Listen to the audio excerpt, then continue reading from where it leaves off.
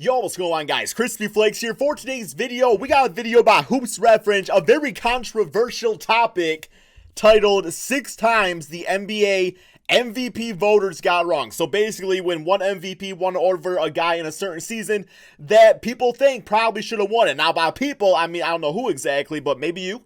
But yeah, I'm pretty sure, like, for example, last season, Giannis won over James Harden. I don't think Milwaukee Bucks fans are going to go out there saying that James Harden deserved it, right, guys? So yeah, man, link to Hoops References video in the description below. We're going to check this out and see the 6 times the NBA MVP voters got it wrong. Let me know in the comment section if you guys think these were wrong or right decisions. Here we go.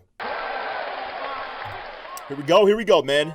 Every NBA season, the league's top-tier talent battle it out for not only the chance to win a championship, but also to be named the league's most valuable player of the season. Should be most talented player. The MVP award is a very prestigious honor that signifies the player that performed the best all season long in the eyes of the voters, and oftentimes is a very nice individual validation for someone's Hall of Fame case. The problem with this testament, though, is that the people that vote for the winner of the award don't always get it right. It's a very story-driven reward. Very story-driven. Making of said voters. This brings us to the topic of today's video, where we will be taking a look back at 6 times the voters of the MVP award, in my opinion, chose the wrong guy, as well as discussing who should have won the award in their place. Before we start, though, make sure to subscribe to the channel and... I don't mean to be disrespectful towards Giannis or anything, but his freaking nose looks like the damn Illuminati, bro. I'm just saying. Okay, sorry. As well as discussing who should have won the award in their place. Before we start, though, make sure to subscribe to the channel and like the video, as all support is very much appreciated. Now, with that being said, let's begin. The first time the voters got it wrong that will really triple-double Russell? Is also the most recent example on the list, which is the 2017 MVP race, where the voters chose Russell Westbrook. Okay, why? The race for this award was one of the closest, most highly debated debates in recent memory, and for good reason. While Russ absolutely did have a historic season that year, I was at the time, and still to this day, believe the award should have gone to James Harden, and here's why. Yes, this was the first year that Russell Westbrook averaged a triple-double over the course of an entire season. Now he does, nobody gives an F. Nobody cares now. Done it since Oscar Robertson. However, when you look at Harden's numbers, they're almost completely identical to Westbrook's. Harden averaged 29.1 points, a league-leading 11.2 assists, 61% from 3? 1 rebounds per game, while scoring the ball very efficiently with a 61.3 true. I'm a dumbass. I thought I said 61% from 3. 61.3% true shooting percent. Okay. Wait, I'm in the way. I'm going to stay in the way, actually, so that way I don't look like a dumbass. I'll move myself, man. I'm sorry. I was like 61.3% from 3 because I'm stupid. Okay. Shooting percentage. Russ's averages of 31.6 points, 10.4 assists, and 10.7 rebounds per game look better because of that rebounding number being in double digits, but rebounding from a guard shouldn't be the deciding factor. But then why should Harden got it over Westbrook then? Plus, Harden led the Rockets to 55 wins, which was good for the 3 seed that year. Enough said then. While Russ and the Thunder only won 47 games, good for 6th place in the West. Russ won because of the history surrounding the triple-double, and now nobody cares about it. Harden had very similar production that led to better team success. The next example of this up on this list came in the 20... Bro, tread lightly with this one, man. I'm just gonna say, tread lightly with this one. Wow, man. Okay, let's hear it out. Youngest MVP ever. 11 season, where the voters chose Derrick Rose for the award. Now, as most of you already know, this was the first season that LeBron James played in Miami after the very infamous decision that he aired on ESPN. At the time, he was one of, if not the most hated players in the league, and it became very easy for people to root against him. Because of this, whether people want to admit it or not, there was definitely a bit of bias against him in the media, and they were likely looking for any reason not to give him the MVP award that year. Plus, as it just so happened, Derrick Rose made a major step forward in his game. What were the number comparisons? A massive role in the Bulls getting the 1 seed in the East. The combination of him being a much better feel-good story and the team's success was enough for the voters to give him the edge over LeBron. However, the reality of the situation was that the Bulls only won 4 more games than the Heat, so the team's success edge was very minuscule, and individually, LeBron blew him out of the water on both ends of the floor. LeBron had won the previous 2 MVP awards as well, you gotta switch so it up, voter right? fatigue may have also played a part Gotta in this switch decision, it up. but ultimately, LeBron was more worthy of the award that season. Next up on Kobe. this list is the MVP race You going for of all the big names. 2008, which was won by Kobe Bryant.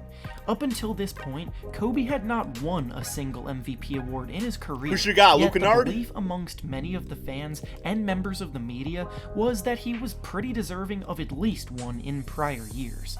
Because of this belief, the voters were looking for a reason to finally give him one in order to make up for previous years. Kobe had a terrific year this season, and the Lakers were the 1 seed in the West, so the Sounds like a good reason to win giving it. the award to the best player on the best team fits here. Who, Steve but Nash? looking deeper into the Tim Duncan? context of his competitors, Chris Paul had a much stronger case. Okay. To start, regarding team success, the Lakers won 57 games this season, and the Hornets won 56. Well, so damn, the yeah, team okay. success aspect is pretty much a wash.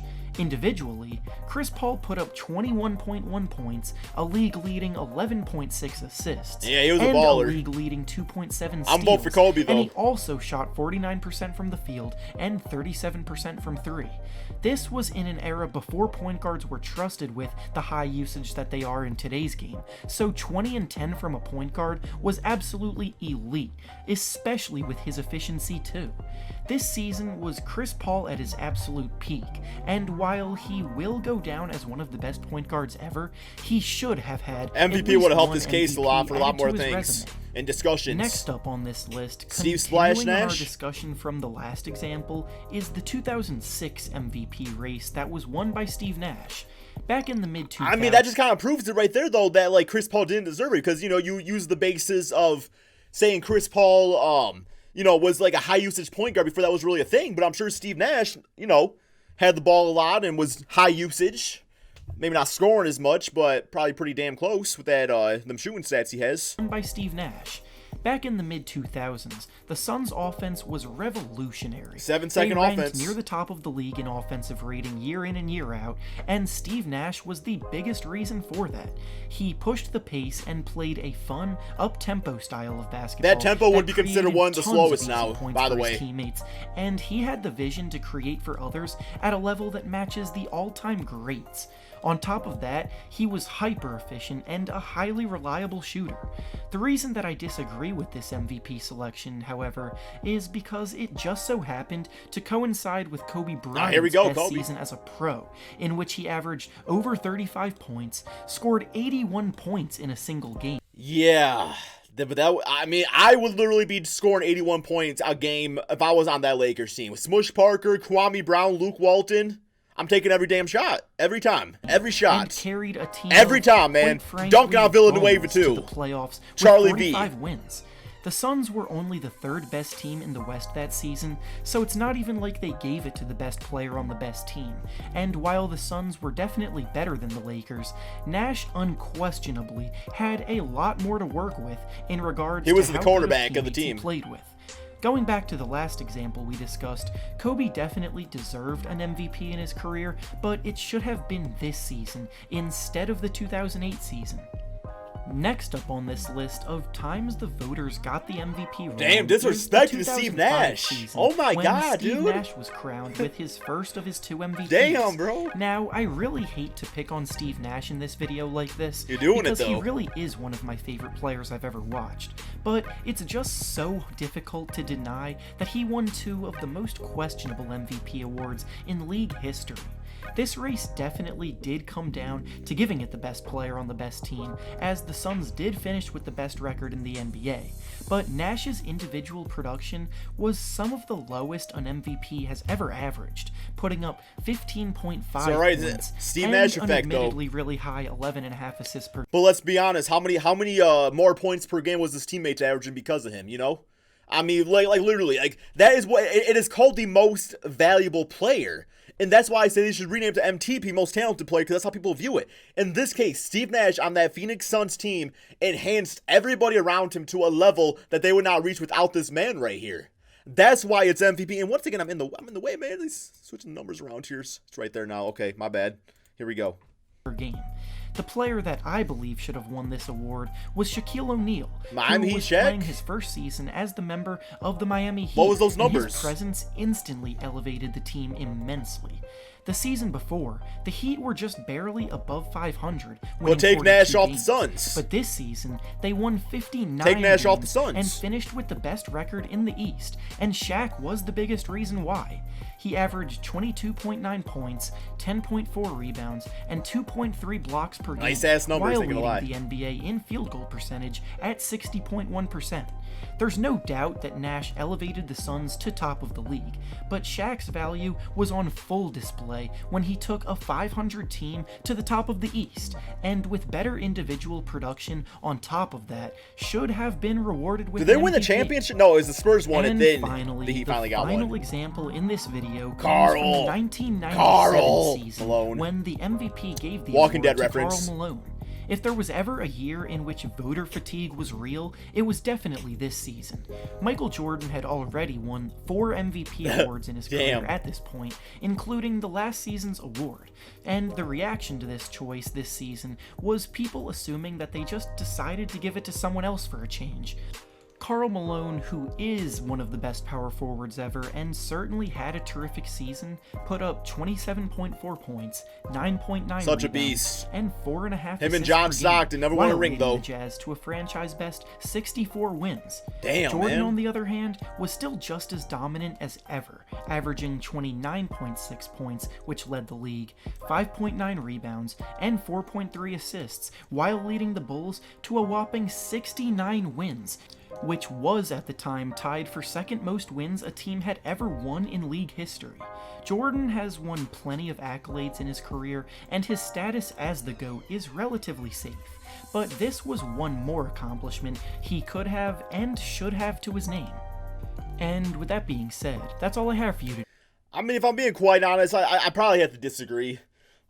Just because, like, I guess you could make arguments, but in my opinion, the MVP award, there's just like no rhyme or reason to it. It's just every year, it's just story driven and just kind of like what the media's feeling like at that time. So it definitely doesn't go just based off stats and record. It just goes off of like feel good and stuff like that. So I mean, I do feel like a lot of these guys probably deserve the MVPs that they won.